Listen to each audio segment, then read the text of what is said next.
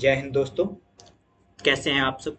आज बहुत दिनों बाद फिर से हम शुरू कर रहे हैं अपने पैथोलॉजी तक के सिलसिले को शुरू कर रहे हैं और यहाँ से हम लोग एक नई टॉपिक शुरू करेंगे जिसमें हम लोग पढ़ेंगे इम्यूनिटी। चलिए आप लोगों के टाइम को बिना वेस्ट किए हुए मैं शुरू कर रहा हूँ। इम्यूनिटी क्या है, इसके ऊपर हम लोग इस वीडियो में पढ़ेंगे। इसका कंटिन्यूटी में दो तीन, कम से कम 3 या 4 वीडियो आएगा जिससे एक कंप्लीट टॉपिक हमारा कंप्लीट हो पाएगा। तो आज मैक्सिमम कोशिश करेंगे जितना भी होगा। सबसे पहले हम लोग ये जानेंगे कि इम्यूनिटी होती क्या है, इम्यूनिटी काम कैसे करती है और इम्यूनिटी कितने टाइप्स की होती है। आज इन मिनिमम 3 चीज़ों को तो हम लोग कोशिश करेंगे कि कवर करने के लिए। चलिए तो शुरू करते हैं बिना टाइम का वेस्ट किए हुए। फर्स्ट ऑफ ऑल हम सबसे पहले जानेंगे कि व्हाट इज इम्यूनिटी। इम्यूनिटी क्या है। तो इम्यूनिटी जो है वो एक हमारे बॉडी में डिफेंस सिस्टम की है जो किसी भी पैथोजन से या किसी भी बाहरी बैक्टीरिया से, वायरस से या कैंसर से, किसी भी माइक्रो ऑर्गेनिज्म से, किसी भी टाइप की प्रॉब्लम या बोलो आप, इंजरी बोलो या किसी भी चीज से लड़ने की जो डिफेंस सिस्टम जो होता है, लड़ने की जो क्षमता होती है, उसी को बोला जाता है इम्यूनिटी। इसको हम पढ़ेंगे कैसे, लिखेंगे कैसे। तो immunity is the body is ability to recognise, resist and fight off infections of harmful substances. इसका एग्जांपल क्या होगा, like bacteria, virus, cancer cells, toxin, ये जो भी है। इसको एक बहुत सिंपल वे में कैसे बोलेंगे कि व्हाट इज इम्यूनिटी। तो immunity equal to defence system of the body against disease causing agents या पैथोजेंस। मतलब सिंपल है कि इम्यूनिटी क्या होती है। तो इम्यूनिटी जो होती है वो है हमारे बॉडी में किसी भी प्रकार की एनीथिंग, कुछ भी अगर चेंजेस होते हैं, उससे जो लड़ने की क्षमता होती है, जो बाहर से कुछ भी हमारे ऊपर अटैक करता है, उससे जो लड़ने की क्षमता होती है, उसी को इम्यूनिटी बोला जाता है। बेसिकली इम्यूनिटी वर्क कैसे करती है, देखिए इस इमेज में हम लोग देखेंगे कि इम्यूनिटी वर्क करती कैसे है। जैसे मेसल्स है, तो इसका ये बाहर से पैथोजन इंटर किया हमारे बॉडी में, इसके ऊपर ये ट्रायंगल शेप का एंटीजन बना हुआ था। अब इस एंटीजन के अगेंस्ट हमारी बॉडी क्या बनाएगी, एंटीबॉडी बनाएगी। एंटीबॉडी क्या करेगा, इसके एंटीजन के सरफेस पे बाइंड होके इसको हील करने में हमारी बॉडी की हेल्प करेगा। अब ये हेल्प करेगा कैसे, जैसे ये जो दो एंटीबॉडी के शेप बने हुए हैं वो एंटीजन के इस आउटर सरफेस पे बाइंड हो जाएगा। ऐसे ही करके सभी एंटीजन की सभी सरफेस पे जब एंटीबॉडी बाइंड हो जाएगा तो ये किल हो जाएगा। तो ऐसा बहुत सारे एंटीजन होते हैं ना हमारी बॉडी में ऑलरेडी प्रेजेंट होते हैं, उसके अगेंस्ट हमारी बॉडी में एंटीबॉडी प्रेजेंट होते हैं जो ऑलरेडी हमें बाय बर्थ भी मिलते हैं, बहुत सारे वैक्सीन के थ्रू भी मिलते हैं। बहुत सारे एंटीबॉडी ऐसे हैं जो हमारी बॉडी ने इन्फेक्शन होने के बाद बनाया। जैसे चिकन पॉक्स, चिकन पॉक्स जो है एक बार होने के बाद, हमारी बॉडी में एक बार चिकन पॉक्स जो हो जाता है तो होल लाइफ के लिए उसके अगेंस्ट हमारी बॉडी एंटीबॉडी बना लेती है। तो वैसे ही अब ये कितने टाइप्स के इम्यूनिटी होती है, बेसिकली हम उसको पढ़ेंगे। तो सबसे पहले चलिए हम लोग ये जानते हैं कि टाइप्स ऑफ इम्यूनिटी कितनी होती है। बेसिकली 2 टाइप्स की इम्यूनिटी होती है। एक होती है इनेट इम्यूनिटी और दूसरा होती है एक्वायर्ड इम्यूनिटी। अब देखिए इस वर्ड से ही ना पता चल रहा है कुछ कुछ। इनेट इक्विटी, तो इसको ना बेसिकली नेचुरल भी बोला जाता है कि जो हमारे बॉडी में बाय बर्थ नेचुरली मिला हो। नेचुरली कैसे मिल सकता है, जैसे जब हमारा बर्थ होता है उस टाइम हमारी बॉडी में बहुत सारे एंटीबॉडी जनरेट होती है, बहुत सारी एंटीबॉडी बनती है, क्योंकि उससे पहले जो भी हमारे बॉडी में चेंजेज हो रहा होता है वो मदर के थ्रू डिफेंस कर रहा होता है। बट जैसे बर्थ होती है उसके बाद हमारी बॉडी सभी पैथोजन से मैक्स बहुत सारे बैक्टीरिया या एनीथिंग, वायरस से, इन्फ्लुएंजा से, सभी चीज़ों से लड़ने के लिए हमारी बॉडी अपने अंदर में एंटीबॉडी बनाती है। उसको क्या बोलते हैं? जो भी बाई बर्थ हुआ उसको बोलते हैं इनेट इम्यूनिटी, जो नेचुरली मिलते हैं। नेचुरली अब बहुत सारी एंटीबॉडी ऐसी भी हैं, जैसे अभी हमने बताया था, पढ़ा था कि चिकन पॉक्स, तो चिकन पॉक्स के लिए भी वैक्सीन लगाने की कोई आवश्यकता नहीं होती, हमारी बॉडी उसके लिए अपने आप से एंटीबॉडी बना लेती है। ठीक है, लेकिन दिक्कत क्या है कि इनेट इम्यूनिटी जो होता है वो एक स्पेसिफिक नहीं होता है, नॉन स्पेसिफिक होता है। इसमें जो होता है ये कब से मिलता है? तो देखिए इसमें हम पढ़ते हैं कि फर्स्ट ये प्रेजेंट कब से होता है? तो बाय बर्थ, एक्ट क्विकली, यानी जो इनेट इम्यूनिटी होता है वो वर्क करता है, बहुत जल्दी वर्क करने लगता है हमारी बॉडी में। यानी जब हम, जैसे चोट लगता है उसके अगेंस्ट पेन को रिलीफ करने के लिए हमारी बॉडी अपने आप से काम करने लगती है, तो वैसे ही जब कोई हमारे बॉडी में ऑलरेडी एंटीबॉडी है और उसके अगेंस्ट एंटीजन ने हमारे ऊपर अटैक किया, तो जल्दी अगर काम कर रहा है तो वो इनेट इम्यूनिटी है। जैसे इनेट इम्यूनिटी में और भी कुछ कुछ होते हैं, जैसे जनरल डिफेंस में हम देखेंगे नॉन स्पेसिफिक, तो सबसे पहले स्किन, स्किन जो होता है वो कैसे हमें प्रोटेक्ट करता है? जैसे बाहरी कुछ भी होता है हमारे बॉडी में कुछ भी, तो सबसे पहले स्किन प्रोटेक्ट करता है। म्यूकस मेम्ब्रेन, म्यूकस मेम्ब्रेन कहाँ कहाँ होते हैं? म्यूकस मेम्ब्रेन बेसिकली मेन जो होता है वो नोजल कैविटी में, फेरिंग्स में, लैरिंग्स में, ओरल कैविटीज में। और म्यूसिन मेम्ब्रेन होता कैसे है?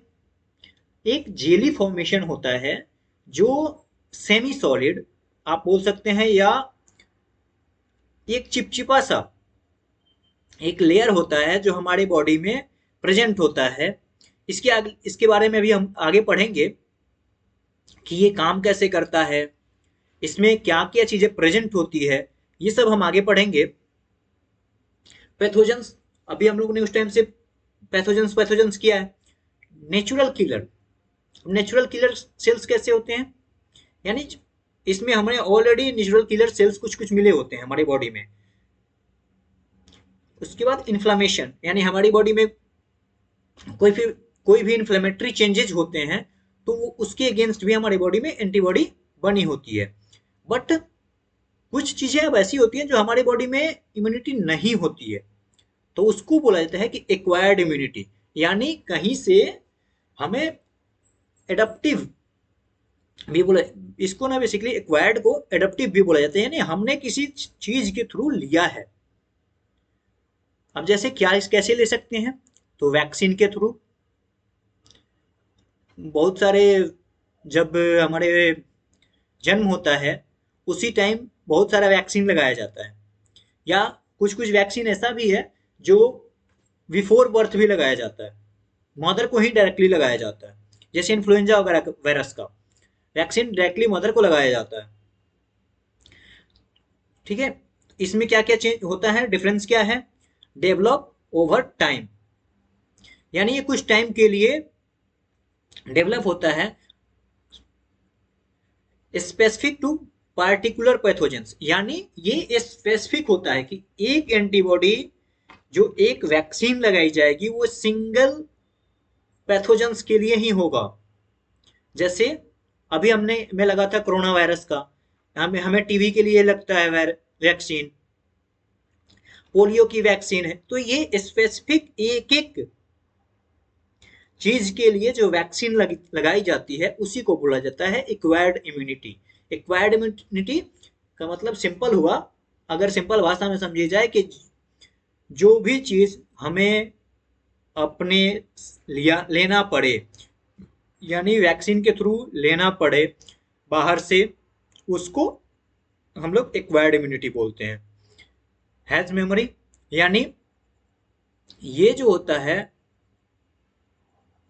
एक बेसिकली काम जो करता है फास्टर ऑन सेकंड एक्सपोजर, यानी अब इसमें बहुत सारा चीज एंटीबॉडी ऐसे भी होता है कि एक्वायर्ड हम लोग कब करते हैं,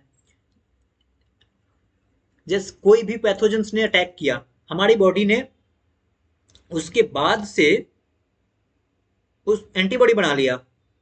अगर वो same pathogens second time generate करेगा, अगर अटैक करेगा हमारे ऊपर, तो हमारी बॉडी बहुत तेजी से उसके ऊपर काम करती है। ठीक है, आगे चलते हैं। अब देखिए इसमें हम डिफरेंस पढ़ेंगे कि दोनों में डिफरेंस क्या होता है। टू मेन टाइप हम लोगों ने पढ़ लिया कि इनेट इम्यूनिटी और एक्वायर्ड इम्यूनिटी, बट इन दोनों में डिफरेंस क्या होता है उसको हम लोग एक्सप्लेन करेंगे, थोड़ा सा डीप में जाके पढ़ने की कोशिश करेंगे दोनों को कैसे बोला जाता है। तो इनेट इम्यूनिटी को अभी हमने पढ़ा था पहले कि नेचुरल बोला जाता है, कि ये नेचुरल इम्यूनिटी है, नॉन स्पेसिफिक इम्यूनिटी है। वैसे ही एक्वायर्ड जो होता है स्पेसिफिक होता है, एडेप्टिव इम्यूनिटी होता है। रिस्पॉन्स टाइम क्या होता है, तो इनेट इम्यूनिटी का क्या होता है, इमीडिएट। थोड़ा सा शायद हम लोग थोड़ा सा फास्ट पढ़ रहे हैं, लेकिन थोड़ा सा फास्ट करने का फायदा ये होगा कि टॉपिक हम ज़्यादा से ज़्यादा कवर कर पाएंगे, और इसका पीडीएफ हम बायो में डाल देंगे, आप वहां से इसका पीडीएफ आप ले सकते हो। फाइनल होने पे जब हमारी इम्यूनिटी कंप्लीट हो जाएगी, उसके बाद हम लोग इसका एक कंप्लीट पीडीएफ यूट्यूब अपने चैनल पे भी अपलोड कर देंगे। ठीक है, अब इसका टाइमिंग क्या होता है, रिस्पॉन्स विद इन आवर, यानी जो इनेट इम्यूनिटी होती है वो विद इन आवर वर्क करना शुरू हो जाती है। बट एक्वायर्ड के साथ क्या प्रॉब्लम है, ये डिले होता है, ये इसको टाइम लगता है एक्टिव होने में। हो सकता है एक दिन भी लग जाए, हो सकता है 2-3 दिन भी लग जाए। अब क्या होता है कि कई बार ऐसे होता है कि 1 से 2 दिन लग जाता है इसको डेवलप होने में, कि एक्सपोजर हुआ उसके बाद डेवलप हुआ, फिर उसके बाद वर्क कर रहा है। ठीक है, इसके बाद जो स्पेसिफिक सिटी होती है, तो इनेट का कोई स्पेसिफिक नहीं है, नॉन स्पेसिफिक होता है। जैसे जनरल डिफेंस एजेंट्स होते हैं।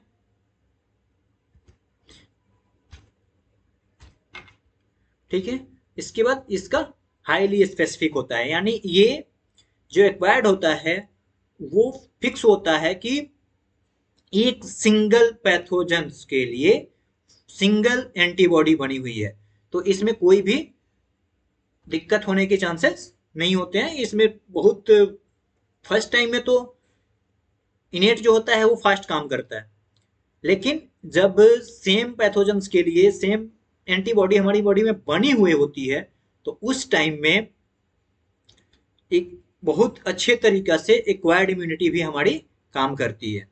मेमोरी क्या होती है, इनेट का कोई मेमोरी नहीं होता,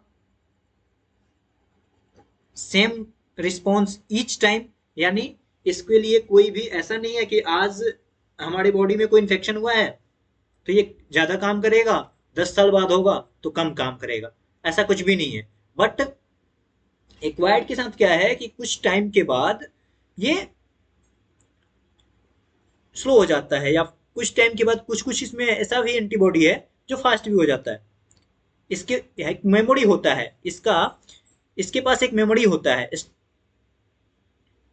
तो इसकी वजह से क्या होता है कि मेमोरी होने की वजह से ये सेकेंड टाइम में फास्टर काम करता है, यानी बहुत तेजी से काम करता है। अगर सेकेंड टाइम में कुछ भी वो होता है तो चलिए कंपोनेंट क्या क्या होते हैं। तो जैसे इनेट इम्यूनिटी का कंपोनेंट होता है फिजिकल बैरियर। फिजिकल बैरियर में हमारा स्किन जो है वो क्या है, इनेट इम्यूनिटी है। फैगोसाइट, फैगोसाइट जो हमारे बॉडी में होते हैं वो भी इनेट एनके सेल, एक जो बेसिकली ना हमारे ब्लड के अंदर में एक सेल्स पाए जाते हैं उसको बोला जाता है एनके सेल्स। उसके बाद इन्फ्लेमेशन, जो मैंने बताया था कि इन्फ्लेमेशन जो होता है वो भी हमारी बॉडी में जब बाई बर्थ पाया जाता है तो वो भी होता है।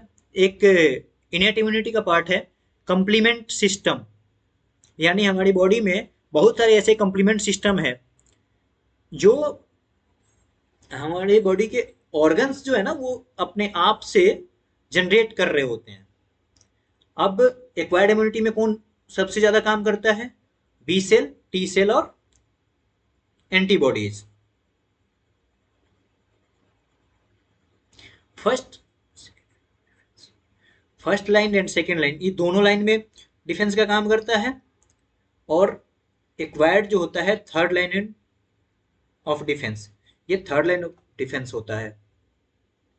Example, skin preventing entry of the microbes, macrophage in engulfing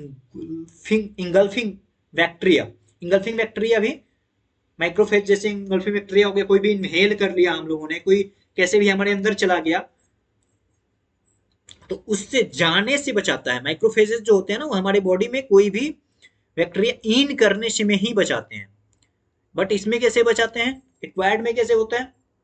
antibody production against specific virus, यानी किसी भी वायरस के अगेंस्ट हमारी बॉडी एंटीबॉडी बनाती है। अब चलिए देखिए इसमें जो है कैसे काम करती क्या क्या है, रैपिड रिस्पॉन्स कौन सा होता है और स्लो रिस्पॉन्स कौन सा होता है। तो देखिए एक इमेज है जिसमें माइक्रोफेज, एनके सेल्स, देखिए एक ब्लड का सेल्स है जो आपको यहाँ पे दिख रहा है। आप लोग देखते हैं न्यूट्रोफिल्स जो है, वैसोफिल्स है, यानी ब्लड के जो कंपोनेंट होते हैं वो भी हमारे इनेट इम्यूनिटी का ही पार्ट होते हैं, जो हमारे बॉडी में नेचुरली मिलते हैं। अब कुछ सेल्स जैसे नेचुरल किलर सेल्स में, एनके सेल्स में ना एक टी सेल होता है जो दोनों का काम करता है। टी सेल हमारे बॉडी में बाय बर्थ भी मिलता है, और टी सेल हमारे बॉडी में CD4 और CD8 के थ्रू भी वर्क करता है। तो ये टी सेल जो है वो दो टाइप के होते हैं, एक नेचुरल किलर टी सेल और एक एडेप्टिव टू टी सेल। ठीक है, इसके बाद हम नेक्स्ट वीडियो में पढ़ेंगे कि main component of innate immunity, यानी इनेट इम्यूनिटी के मेन मेजर कंपोनेंट क्या क्या हैं,